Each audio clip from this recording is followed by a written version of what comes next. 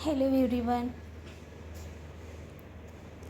Class 6 NCERT विज्ञान के इस सीरीज़ में आपका स्वागत है।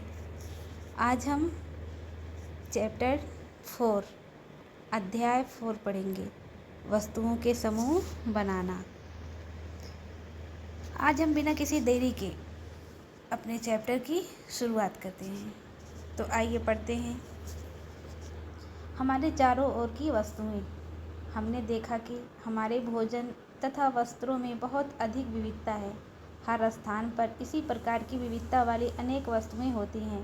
हम अपने चारों ओर कुर्सियाँ, बैलगाड़ियाँ, साइकिलें, खाना पकाने के बर्तन, पुस्तकें, वस्त्र, खिलौने, जल, पत्थर तथा अन्य बहुत सी वस्तुएं देखते हैं।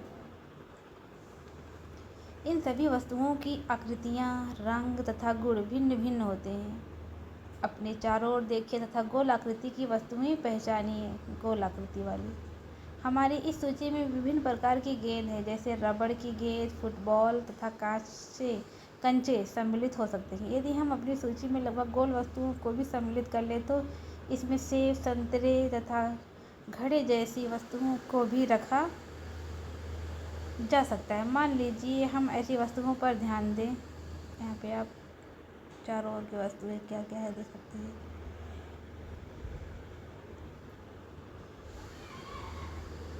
जिन्हें खाया जा सकता है, तब हम इस सूची में उन सभी मदों वस्तुओं को सम्मिलित कर सकते हैं जिन्हें हमने अध्याय 1 की सारणी 1.1, 1.2 या 1.3 में सूचीबद्ध किया था। यह भी हो सकता है कि जिन गोल वस्तुओं की सूची हमने अभी बनाई है उनमें से कुछ वस्तुएं इस समूह में भी सम्मिलित हों। मान लीजिए हम प्लास्टिक की बनी वस्तुओं का एक समूह बनाना चाहते हैं। बाल्टियाँ, लंच बॉक्स, खिलौने, जल पात्र, पाइप, नलियाँ तथा इसी प्रकार की बहुत सी वस्तुओं को इस समूह में स्थान मिल सकता है। अतः वस्तुओं के समूह बनाने के बहुत से ढंग हैं। उपर्युक्त उदाहरण में हमने वस्तुओं को समूहों में उनकी आकृतियाँ तथा जिस पदार्थ से वे बने हैं के आधार पर बांटा है। हमने चारों ओर वस्तुओं एवं एक अथवा एक से अधिक पदार्थों से बनी हमारे चारों ओर की वस्तुएं एक अथवा एक से अधिक पदार्थ से बनी होती हैं। ये पदार्थ कांच, धातुएं, प्लास्टिक, लकड़ी, रुई, कागज़, पंख तथा मृदा हो सकती हैं। क्या आप पदार्थों के और अधिक उदाहरण के विषय में विचार कर सकते हैं? आइए क्रियाकलाप 1 से देखते हैं। आइए हम अपने चारों ओर से जितनी संभव हो सके उतनी वस्तुएं एकत्र करते हैं। हम में से प्रत्येक अपने घर में प्रतिदिन उपयोग होने वाली एक वस्तु ला सकता है तथा कुछ वस्तुएं कक्षा के कमरे में अथवा विद्यालय के बाहर से एकत्र कर सकता है। हमारे इस संग्रह में हमारे पास क्या होगा? चॉक, पेंसिल, नोटबुक, रबड़, डस्टर, झाड़न, हथौड़ा, कील, साबुन, पहिए का आरा, बैट, माचिस की डिब्बी, नमक एवं आलू। हम वस्तुओं की एक ऐसी सूची भी बना सकते हैं जिनके बारे में हम केवल सोच ही सकते हैं, कक्षा के कमरे में ला नहीं सकते। उदाहरण के लिए दीवार, वृक्ष, दरवाजे, ट्रैक्टर और सड़कें। इन संग्रह से उन सभी वस्तुओं को पृथक कीजिए जो कागज़ अथवा लकड़ी से बनी है। इस प्रकार आप सभी वस्तुओं को 2 समूहों में बांट सकते हैं। इनमें एक समूह की सभी वस्तुएं कागज़ अथवा लकड़ी से बनी हैं तथा दूसरे समूह की वस्तुएं इन पदार्थों से नहीं बनी है। इस प्रकार हम खाना पकाने में उपयोग होने वाली वस्तुओं को पृथक कर सकते हैं। आइए अब हम कुछ अधिक योजनाबद्ध होते हैं। एकत्र की गई सभी वस्तुओं की सारणी 4.1 में सूची बनाइए। प्रत्येक वस्तु जिन जिन पदार्थों से बनी है उनको पहचानने का प्रयास कीजिए। इतनी लंबी सारणी बनाना जिसमें जितनी वस्तुएं संभव हैं उन सभी के बारे में सूचना एकत्र करके लिखना एक कौतुक हो सकता है। एकत्र की गई वस्तुओं में से कुछ वस्तुओं के पदार्थों के बारे में पता लगाना कठिन कार्य प्रतीत हो सकता है। ऐसे प्रकरणों में पदार्थों की पहचान के लिए अपने मित्रों, शिक्षक तथा अभिभावकों से विचार विमर्श कीजिए। वस्तुएं तथा पदार्थ जिनसे ये बनी है वस्तुएं और यहाँ पे पदार्थ जिनसे ये बनी है दिखा गया। प्लेट या थाली किससे बनी है? इस्पात, कांच, प्लास्टिक या अन्य कोई, जैसे पेन, प्लास्टिक, धातु। बाकी का आप यहाँ पे फिल कर सकते हैं अपने अकॉर्डिंग। बूझो ये जानना चाहता है कि क्या हमने ये पता लगाया कि कुछ पदार्थों का उपयोग एक से अधिक प्रकार की वस्तुओं को बनाने में किया जाता है। आइए क्रियाकलाप 2 देखते हैं। सारणी 4.2 में कुछ सामान्य पदार्थों की सूची दी गई है। इनके अतिरिक्त अपनी जानकारी के और अधिक पदार्थ आप इस सारणी के कॉलम 1 में जोड़ सकते हैं। अब प्रयास करके अपनी जानकारी की दैनिक उपयोग में आने वाली उन वस्तुओं के बारे में विचार कीजिए जो मुख्यतः इन्हीं पदार्थों से बनी हैं और उन्हें कॉलम 2 में सूचीबद्ध कीजिए। इन सब सारणियों से हमें क्या पता चलता है? पहले हमने वस्तुओं को कई ढंग से समूहों में रखा। इसके पश्चात हमने ये पाया कि हमारे चारों ओर की वस्तुएं विभिन्न पदार्थों से बनी हैं। कई बार तो कोई वस्तु एक ही पदार्थ से बनी होती है। तो ऐसा भी होता है कि एक ही वस्तु कई पदार्थों से भी बनी हो सकती हैं और ये फिर एक ही पदार्थ के उपयोग से कई वस्तुएं बनाई जा सकती हैं। ये कैसे निश्चित किया जाता है कि किसी दी गई वस्तु को बनाने के लिए कौन सा पदार्थ उपयोग किया जाना चाहिए? ऐसा लगता है कि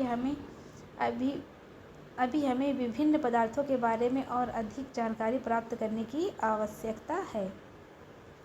आइए देखते हैं पदार्थों के गुण। क्या आपने अभी ये जानने का प्रयास किया कि गिलास कपड़े का क्यों नहीं बनाया जाता? अध्याय 3 में कपड़े के टुकड़े के साथ जो प्रयोग हमने किया था उसे याद कीजिए और यह ध्यान में रखिए कि हम गिलास का उपयोग सामान्यतः दरों को रखने के लिए करते हैं। इसलिए अब यदि हम कपड़े का गिलास बनाएं तो क्या हमारा यह कार्य काफ़ी हास्यास्पद प्रतीत नहीं होगा? अगर आप कपड़े का गिलास बनाएंगे तो जाहिर सी बात है कि उसमें पानी टिकेगा ही नहीं, और जब पानी टिकेगा ही नहीं, पानी सब गिर जाएगा। इसीलिए हम प्लास्टिक, कांच, स्टील या किसी धातु का ग्लास बनाते हैं जिससे पानी रुक सके। गिलास बनाने के लिए हमें कांच, प्लास्टिक, धातु अथवा कोई ऐसे पदार्थ चाहिए जो जल को रोक सकता हो। इसी प्रकार खाना पकाने वाले पात्र बनाने के लिए कागज़ का उपयोग करना भी कोई बुद्धिमानी का कार्य नहीं माना जाएगा। अगर हम कागज़ का बर्तन इस्तेमाल करेंगे तो ऑलरेडी वो आग से जल जाएगा, तो उसमें खाना क्या बनेगा? आग से जलने के बजाय वो कागज़ पानी से ही गल जाएगा। तब हम ये देखते हैं कि हमारे द्वारा किसी वस्तु को बनाने के लिए किसी पदार्थ का चयन किया जाना उस पदार्थ के गुणों तथा उपयोग की जाने वाली वस्तुओं के प्रयोजन पर निर्भर करता है। अतः पदार्थों के वे सब गुण क्या हैं जो उसके उपयोग के लिए महत्वपूर्ण होते हैं? नीचे कुछ गुणों की विवेचना की गई है। दिखावट। पदार्थ प्राय एक दूसरे से भिन्न दिखाई देते हैं। लकड़ी लोहे से बिल्कुल भिन्न दिखाई देती है। लोहा तांबे अथवा एल्यूमीनियम से भिन्न दिखाई पड़ता है, परंतु फिर भी लोहे, तांबे तथा एल्यूमीनियम में कुछ समानताएं हो सकती हैं, लकड़ी में नहीं पाई जाती हैं। क्रियाकलाप 3। विभिन्न पदार्थों गत्ता, लकड़ी, तांबे का तार, एल्यूमीनियम की शीट और चाक के छोटे छोटे टुकड़े एकत्र कीजिए। क्या इनमें से कोई चमकीली दिखाई पड़ती है? चमकीले पदार्थों को एक समूह में पृथक कीजिए। अब जैसे ही आपके शिक्षक प्रत्येक पदार्थ को 2 भागों में काटे, ताजे कटे पृष्ठों को ध्यान से देखिए, चित्र 4.3 की तरह। आपने क्या पाया? इन पदार्थों में से कुछ के ताजे कटे पृष्ठ चमकीले हैं। इन वस्तुओं को भी चमकीले पदार्थों के समूह में सम्मिलित कीजिए।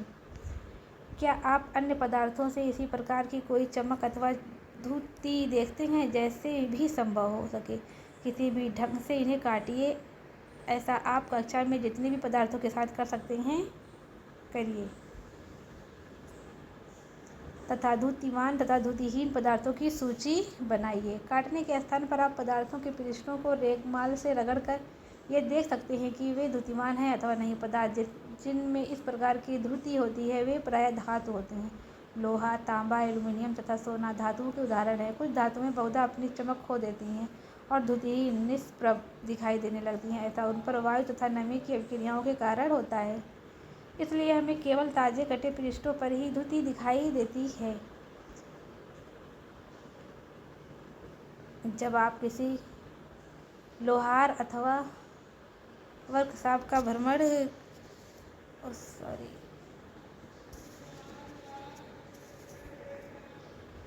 करें तो धातु की छड़ों के ताजे कटे पृष्ठों को देखने का प्रयास करें और यह देखें कि इनमें धुति है अथवा नहीं। कठोरता।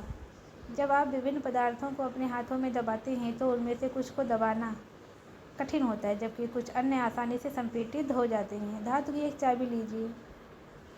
इससे लकड़ी, एल्युमिनियम, पत्थर का टुकड़ा,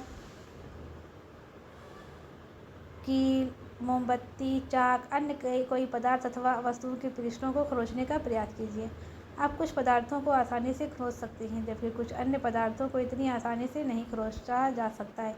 वे पदार्थ जिन्हें आसानी से संपीड़ित किया अथवा खरोंचा जा सकता है कोमल पदार्थ कहलाते हैं, जबकि अन्य पदार्थ जिन्हें संपीड़ित करना कठिन होता है कठोर पदार्थ कहलाते हैं। उदाहरण के लिए रुई अथवा स्पंज कोमल है, जबकि लकड़ी कठोर है। दिखावट में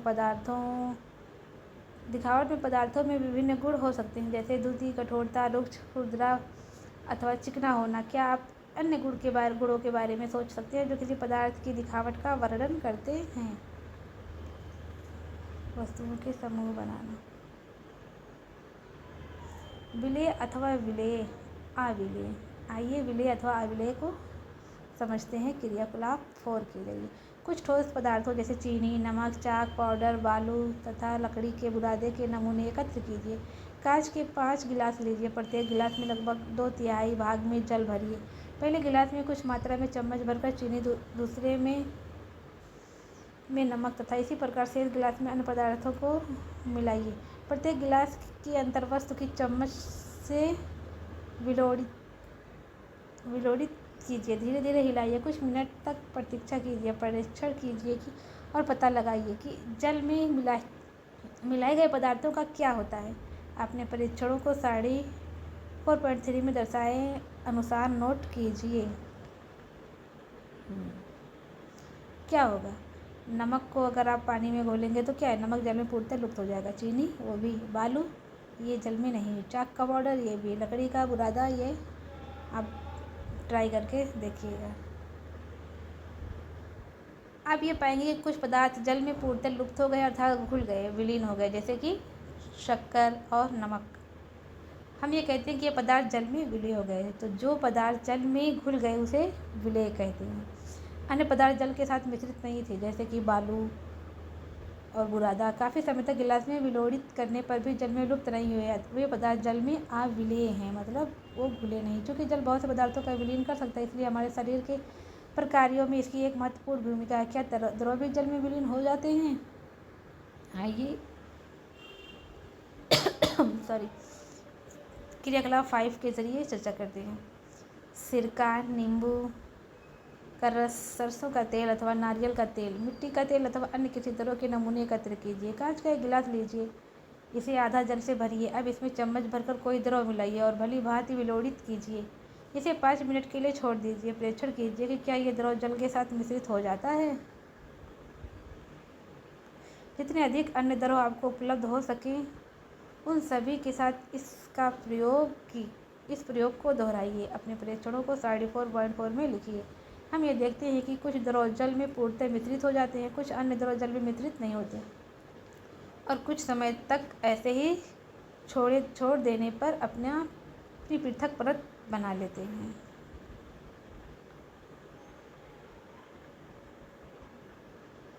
आगे कुछ गैसें जल में विलीन हैं जबकि अन्य नहीं है। सामान्यतः जल में कुछ गैसें थोड़ी मात्रा में विलीन है। उदाहरण के लिए जल में विलीन ऑक्सीजन गैस जल में रहने वाले जंतु एवं पादपों को उत्तरजीविता के लिए अत्यंत महत्वपूर्ण है। आगे है वस्तुएं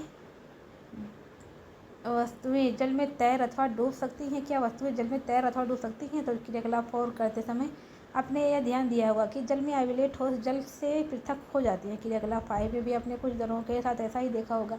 इनमें से कुछ पदार्थ जो जल में मिश्रित नहीं हो पाए वे जल के पृष्ठ पर आकर तैरने लगते हैं। अन्य डूबकर गिलास की तली में पहुंच गए थे। क्या यह सही नहीं है? हम ऐसे बहुत से उदाहरण देखते हैं जिनमें पदार्थ जल में तैरते रहते हैं अथवा डूब जाते हैं। किसी तालाब की सतह पर गिरी सूखी पत्तियां, वह कंकड़ जो आप इसी तालाब में फेंक देते हैं, साथ ही कुछ बूंदें जिन्हें आप गिलास के जल में डालते हैं, इन सब का क्या होता है? बूझो यह चाहता है कि आप उससे जल में तैरने वाले तथा जल में डूबने वाले पदार्थों के 5 उदाहरण दें। अन्य द्रवों जैसे तेल में यही पदार्थ तैरते हैं अथवा डूब जाते हैं। इसे देखने के लिए आपके किस प्रकार परीक्षण करेंगे? पारदर्शिता। आपने लुका छिपी का खेल खेला होगा। उन स्थानों के बारे में विचार करें जहां आप खेलते समय छिपना चाहेंगे ताकि आप दूसरों को दिखाई ना दें। आप इन स्थानों को ही क्यों चुना? क्या आपने कभी शीशे की खिड़की के पीछे छिपने का प्रयास किया है? स्पष्ट रूप से नहीं, क्योंकि ऐसा करने पर आपका मित्र शीशे से देखकर आपको आपका पता लगा लेगा। उन पदार्थों अथवा सामग्रियों जिनसे होकर वस्तुओं को देखा जा सकता है उन्हें पारदर्शी कहते हैं।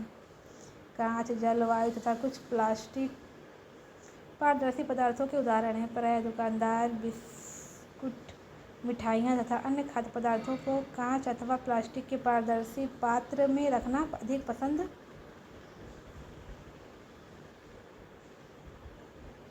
करते हैं ताकि खरीदार इन चीज़ों को आसानी से देख सकें। आप यहाँ पे देख सकते हैं। इसके विपरीत कुछ ऐसे पदार्थ भी हैं जिनसे होकर आप वस्तुओं को नहीं देख सकते। इन पदार्थों को अपारदर्शी कहते हैं। आप ये नहीं बता सकते कि बंद लकड़ी के बॉक्स, गत्ते के डिब्बे अथवा धातु के पात्र के भीतर क्या रखा है। लकड़ी, गत्ता तथा धातुएं अपारदर्शी पदार्थों के उदाहरण हैं जिन्हें हम आर पार देख सकते हैं। जिससे हम आर पार देख सकते हैं वो पारदर्शी होता है। जिससे हम आर पार की वस्तुएं नहीं देख सकते वो अपारदर्शी होता है। जैसे दीवार के उस पार क्या है हम नहीं देख सकते, दीवार अपारदर्शी है। लेकिन जो कांच की जो दीवार होती है उसके उस पार दिखाई देता है तो वो पारदर्शी होती है। कागज़ की एक शीट लीजिए और इसे होकर किसी दीप्त बल्ब को देखिए। इस संबंध में अपने प्रेक्षण नोट कीजिए। आप कागज़ की शीट के बीच में 2-3 बूंद खाने का तेल या मक्खन डालकर इसे फैलाइए। कागज़ के उस भाग से जहाँ तेल फैला है पर दीप्त बल्ब को दोबारा ध्यान से देखिए। अब आप क्या देखते हैं? क्या आप ये पाते हैं कि अब बल्ब में पहले की अपेक्षा और अधिक स्पष्ट दिखाई देता है? परंतु क्या इस चिकने कागज से होकर प्रत्येक वस्तु को पूर्णतः स्पष्ट देख लेते हैं? कदाचित नहीं। ऐसे पदार्थ जिनसे होकर वस्तुओं को देख तो सकते हैं परंतु बहुत स्पष्ट नहीं देखा जा सकता उन्हें पारभासी कहते हैं।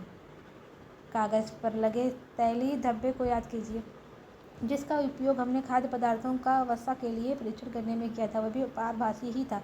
क्या आप पारभासी पदार्थों के कुछ और उदाहरणों पर सोच विचार कर सकते हैं? अतः हम पदार्थों को अपारदर्शी, पारदर्शी तथा पारभासी के रूप में समूहों में बांट सकते हैं। पहले किसी अंधेरे वाले स्थान पर टॉर्च के कोने को हथेली से रखने का सुझाव देती है। टॉर्च का स्विच ऑन करके हथेली के दूसरी ओर का परीक्षण कीजिए। इस तरह के हम बचपन में ये परीक्षण बहुत बार किए हैं। अगर आपने भी किया है तो ज़रूर बताइएगा। वह ये जानना चाहती है कि क्या आपकी हथेली अपारदर्शी है, पारदर्शी अथवा पारभासी है। तो आप बताइएगा आपकी हथेली क्या है। हमने यह सीखा कि पदार्थों को अपनी भिन्न दिखावट होती है तथा इनके जल अथवा अन्य द्रवों में मिश्रित होने के ढंग भिन्न भिन्न होते हैं। वे जल में तैर अथवा डूब सकते हैं अथवा पारदर्शी, अपारदर्शी और पारभासी हो सकते हैं। पदार्थों का समूह उनके गुणों में समानताओं अथवा विभिन्नताओं के आधार पर किया जा सकता है। हमने पदार्थों को समूहों में रखने की आवश्यकता क्यों पड़ती है? दैनिक जीवन में हम प्रायः पदार्थों का समूहन अपनी सुविधा के लिए करते हैं। घर में काम हम अपनी वस्तुओं का भंडारण सामान्यतः इस प्रकार करते हैं कि एक जैसी वस्तुएं एक साथ रखी हों। इस प्रकार की व्यवस्था द्वारा हम आसानी से उनका पता लगा सकते हैं। इस प्रकार कई पंसारी प्रायः सभी प्रकार के बिस्कुटों को अपनी दुकान के एक कोने में रखता है, तभी साबुनों को अन्य स्थान पर, जबकि अनाज तथा दालों का भंडारण किसी अन्य स्थान पर करता है। इस प्रकार के समूहन के लाभप्रद होने पर एक दूसरा कारण भी है। पदार्थों के इस प्रकार समूहों में बांटकर उनके गुणों का अध्ययन तथा इन गुणों में किन्हीं भी पैटर्नों का अवलोकन करना सुविधाजनक बन जाता है। इसके विषय में और अधिक अध्ययन हम उच्च कक्षाओं में करेंगे। तो ये रहा हमारा चैप्टर फिनिश्ड। हमने 4th लेसन कंप्लीट कर लिया और ये प्रमुख शब्द हैं, आप देख सकते हैं। ये उसके कुछ जो हमने चैप्टर पढ़ा है उसके कुछ सारांश हैं। ये हमारा अभ्यास प्रश्न है जो कि हम PYQ के थ्रू नेक्स्ट वीडियो में करेंगे। और 5वां लेसन है पदार्थों का पृथक्करण, ये भी हम अपने नेक्स्ट वीडियो में पढ़ेंगे। तो NCERT की इस सीरीज़ को फॉलो करने के लिए मेरे चैनल को सब्सक्राइब ज़रूर करिए, लाइक और कमेंट और शेयर ज़रूर करें ताकि शेयर करने से आपके और भी दोस्त इस चैनल से जुड़ सके और उनकी NCERT मजबूत हो। NCERT कि ये कंप्लीट सीरीज़ आपके एग्ज़ामिनेशन के लिए काफ़ी हेल्पफुल होगी। धन्यवाद।